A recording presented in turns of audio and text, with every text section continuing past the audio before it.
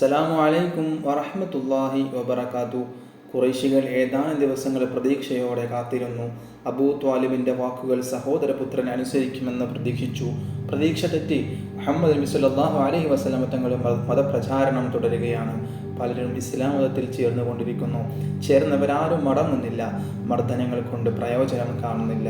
അബൂ ത്വാലിബിൻ്റെ മേൽ സമ്മർദ്ദം ചെലുത്തിയിട്ടും പ്രയോജനം വന്നില്ല. ഇനി എന്തു വഴി? ഒന്നുകിൽ പണം കൊടുത്ത് പിന്തിരിപ്പിക്കുക, അല്ലെങ്കിൽ മറ്റു രീതിയിൽ സ്വാധീനിക്കുക. അതിനുവേണ്ടി സമർത്ഥനായ ഒരാളെ വിടാം. സമർത്ഥനായ ഉത്ബത്ത് ബിൻ റബീഅയെ അയക്കാൻ ഖുറൈശികൾ തീരുമാനിച്ചു. വേണ്ട ഉപദേശങ്ങൾ നൽകി ഖുറൈശികൾ ഉത്ബത്തിനെ പറഞ്ഞയച്ചു. കാര്യം നേടുമെന്ന പ്രതീക്ഷയിൽ ഉത്ബത്ത് പ്രവാചകൻ സല്ലല്ലാഹു അലൈഹി വസല്ലം തങ്ങളെ കണ്ടു.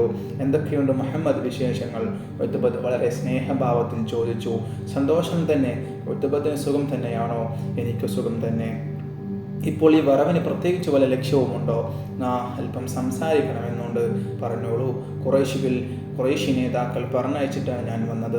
നമ്മുടെ നാട്ടിൽ സമാധാനം നിലനിൽക്കണം. പരസ്പരം വെറുപ്പും മത്സരങ്ങളും വേണ്ട. അതിന് താങ്കൾ ഈ പുതിയ മതപ്രവർത്തനം നിർത്തണം. അതിന് ഞങ്ങൾ ചില വ്യവസ്ഥകൾ അംഗീകരിക്കാം.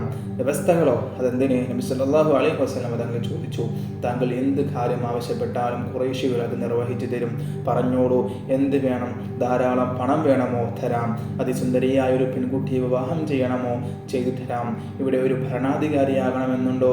ഞങ്ങൾ താങ്കളെ രാജാവായി അംഗീകരിക്കാം. ഈ പുതിയ തത്വങ്ങൾ പറഞ്ഞു നടക്കുന്നത് വല്ല അസുഖങ്ങളും പിടിപെട്ടത് കൊണ്ടാണോ? എങ്കിൽ രോഗത്തിന് ചികിത്സ നടത്താം. പറഞ്ഞോളൂ, എന്ത് വേണം? ഒറ്റപ്പത്ത് പറഞ്ഞു നിർത്തി. പ്രതികരണത്തിന് കാത്തിരുന്നു. സഹോദര, താങ്കൾ എന്താണ് പറഞ്ഞത്? അള്ളാഹു ഇസ്ലാം ദീനിലേക്ക് ജനങ്ങളെ ക്ഷണിക്കാൻ കൽപ്പിച്ചു. ഞാനത് നിർവഹിക്കുന്നു. അവൻ എനിക്ക് വഹി ഇറക്കുന്നു. ദീനിന് പകരം താങ്കൾ പറഞ്ഞ സംഗതികൾ സ്വീകരിക്കണമെന്നും സാധ്യമല്ല തന്നെ. അള്ളാഹുവിൻ്റെ വചനങ്ങൾ ശ്രദ്ധിക്കൂ. നബി സല്ലല്ലാഹു അലൈഹി വസല്ലം തങ്ങൾ വിശുദ്ധ ഖുർആനിൽ നിന്ന് ഏതാനും ആയത്തുകൾ ഓതി കേൾപ്പിച്ചു. എന്താണിത്? എന്താണ് ഈ കേൾക്കുന്നത്? ഇത് മനുഷ്യവചനങ്ങളല്ല, ഇത് കവിതയല്ല, ഇത് ഗദ്യവുമല്ല. ഒറ്റപ്പത്ത് കിടുകിടുത്തുപോയി. എന്തൊരു സാഹിത്യം, എന്തൊരു കരുത്ത്! മനുഷ്യ മനസ്സിനെ ആടിയുലക്കാൻ പോന്ന വചനങ്ങൾ. വളരെ മഹത്വമാണെന്ന് ഖുറൈശികളോട് പറയണം. ഇത് വളരെ മഹത്വമാണെന്ന് ഖുറൈശികളോട് പറയണം.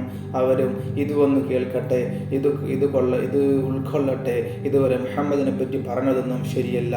അത് ഖുറൈശികൾ അറിയട്ടെ. ഉത്ബത്ത് പെട്ടെന്ന് മടങ്ങിപ്പോയി. ഖുറൈശികൾ കാത്തിരിക്കുകയായിരുന്നു. ഉത്ബത്തിനെ കണ്ടപ്പോൾ തന്നെ ഖുറൈശികളുടെ ആവേശം തണുത്തു. പോയ മുഖഭാവമായിട്ടല്ല മടങ്ങി വരുന്നത്. ഖുറൈശി സഹോദരന്മാരെ, ഞാൻ പറയുന്നത് വിശ്വസിക്കൂ. മുഹമ്മദ് പാരായണം ചെയ്യുന്നത് കവിതയല്ല, അതിനേക്കാൾ വളരെ മഹത്തായതാണ്. മുഹമ്മദിനെ വെറുതെ വിട്ടേക്കൂ. നീയൊരു ബുദ്ധിമാനാണെന്ന് കരുതിയാണ് ഞാൻ നിന്നെ പറഞ്ഞയച്ചത്. നീയൊരു മണ്ടനായി പോയല്ലോ. അവൻ്റെ വാക്കുകളിൽ നീ കുടുങ്ങിപ്പോയല്ലോ. പാവം. ബുദ്ധിമാനായ ഉത്ബത്തിനെ ഖുറൈശികൾ തള്ളിക്കളഞ്ഞു. തങ്ങൾ സ്വീകരിച്ച 2 മാർഗങ്ങളും വിജയിച്ചില്ല. ഇനി ശക്തിയുടെ മാർഗം മാത്രമേ ബാക്കിയുള്ളൂ. ഇസ്ലാം സ്വീകരിക്കുന്നവരെ ശക്തി കൊണ്ട് നേരിടുക. ഏകനായ അള്ളാഹുവിലും അവൻ്റെ റസൂലിലും വിശ്വസിച്ചവരെ തകർത്ത് തരിപ്പണമാക്കാൻ ഖുറൈശി പ്രമുഖന്മാർ പദ്ധതികൾ തയ്യാറാക്കി. അബുൽ ഹക്കം എന്ന പേരുള്ള അബൂജഹൽ, കുപ്രസിദ്ധനായ നേതാവ്, സത്യവിശ്വാസികളെ അടിച്ചൊതുക്കാനുള്ള ഒരുക്കമായി. മർദ്ദനത്തിൻ്റെ നാളുകൾ വരവായി.